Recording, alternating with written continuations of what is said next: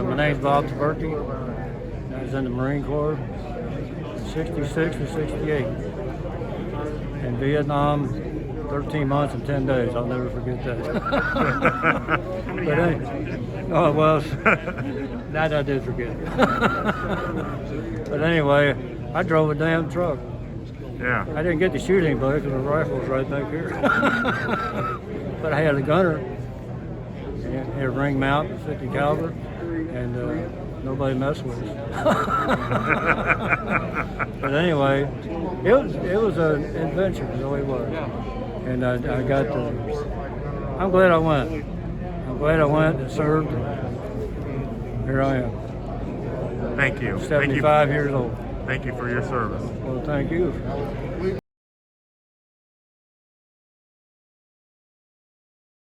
All right. Ready for my name? Yes. My name is Sandy Zussman. I was an Air Force dentist for 2 years, and I was there during the Berlin Wall and all that trash, the Cold War mostly. The only flying I ever did was recreational, and with some of my patients would take me up or something like that, but that was about it. Nothing exciting, but I enjoyed myself. I was in England for 2 years.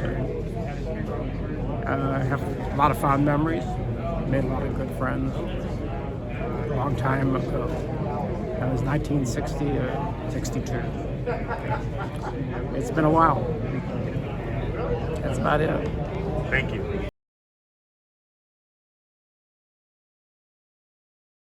I'm ready. Just name, branch. Dan Frederick. I served in the U.S. Marine Corps in 1959 to 1965. I was a gunner, I was field choir, and I also was military police.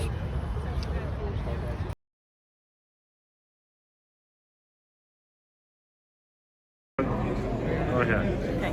Hi, my name is Jamie Myers, veteran of the Marine Corps from 1995 to 1999, and then the Navy from 2004 to 2008. Did 7 months in Iraq as a Navy nurse, originally from Louisiana.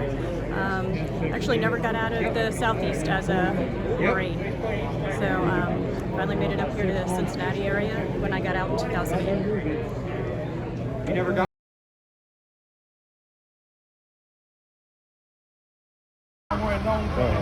Hello, my name is Patrick Sandfoss. I'm from Kentucky. I joined the United States Marine Corps in 1964. I served in Vietnam in 1965. I was wounded in 1966. Spent about 6 months in the hospital. When I got out of the hospital, I went down to Parris Island and finished the rest of my career down there.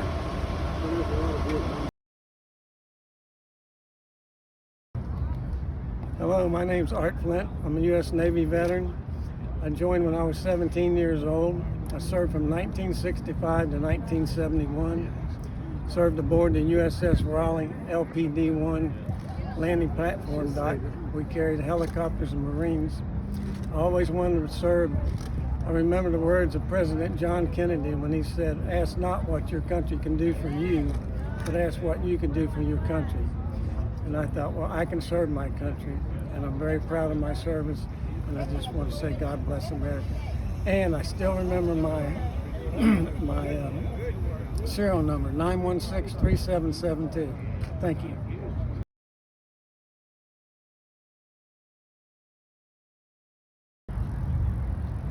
Hello, my name is Don Flint, and I'm a United States Navy veteran. I joined the Navy in 1962 to 1968. Proud of my service. I remember my serial number, 6890992. And my whole family was military, and I just felt that I had to do this to serve my country, and it's just what I did.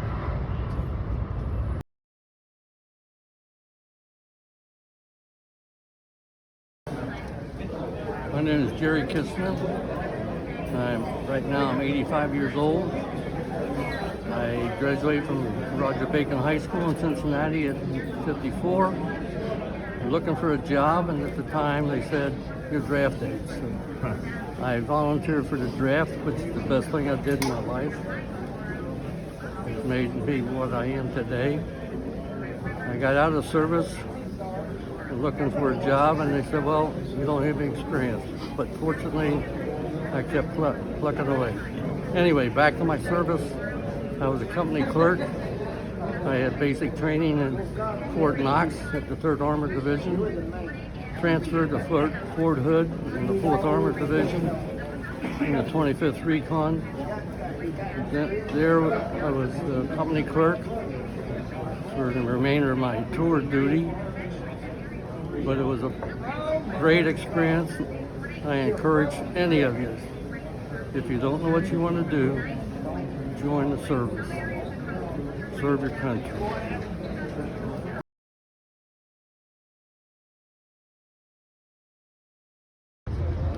Go. My name is James S. Campbell.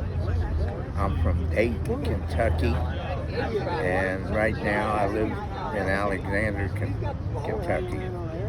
I served in the Marine Corps I was a junior in high school when I joined the 4th Com Company in Cincinnati, and served with them until I went on active duty in 1958 upon graduation.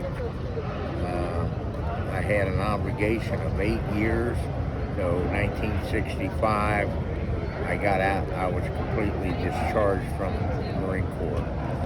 I am the 7th Marine in my immediate family. We have a history in the Marine Corps of having more than one family than any other.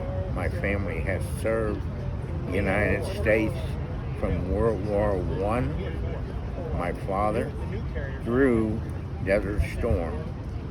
My son is a retired major from the Army, and he served in Afghanistan and Iraq also.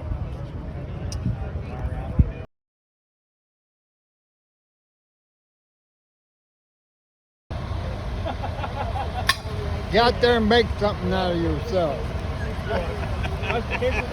I'm John Myers, and I'm born in Kentucky, and I was reared up in southern Ohio.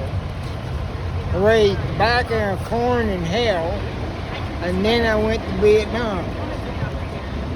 I lost 64 men over there. They really weren't men yet, they were just boys. But we did the best we could. The hardest thing for me to do was to step on that airplane and come back from Vietnam by myself. Yeah. But I don't regret it. We fought for this country. We fought for a free life. And we stood up when others protested against it. Please keep your heritage. Keep your country. And don't pay no attention to them yahoos over there in the Middle East. Let them kill each other. Keep our country safe. God bless you. Thank you very much. I'm We sorry, appreciate- I probably didn't do that right. No.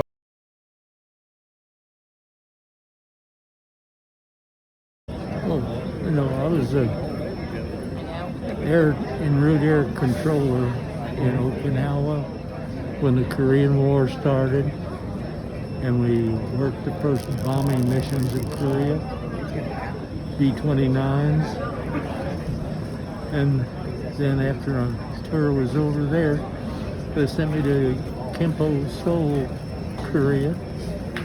I worked air traffic control there until my tour was over. That's about it. But where were you at? How close to the line were you? The North Korean line. How close were you? We were almost sitting on it. And you would wake up after your shift and what? Do what? When you would wake up in the morning, what? Oh, you know, they used to have a little guy, little North Korean that flew a little single engine plane, you know, Yeah. Yeah. nothing, believe me, nothing fancy. And he used to drop mortar shells or regular big gun shells, you know. Uh-huh. And one morning I woke up and I had the first slit was about this big. It was about this far above my head. Whoa. And then there was another one above that. But anyway, What did you call that guy? he can't. You didn't Piscal Pop. No, we call him Piss Call Charlie. He'd give you a wake up. I'd wake up many mornings, you know, where he'd come through and dump a few mortar shells or something, you know. Mm-hmm. And I'd sleep through it. Didn't you tell a general he couldn't land first? Huh? Didn't you tell a general he couldn't land before you got your bombers down? Oh, yeah. That make you mad? Yeah. Yeah, well, who was it? I don't remember the general's name, but Did it start with an M? The second. MacArthur? MacArthur? No. Are you sure? MacArthur never was near there. The second day of the war, they took off 19 bomb group took off, I think, from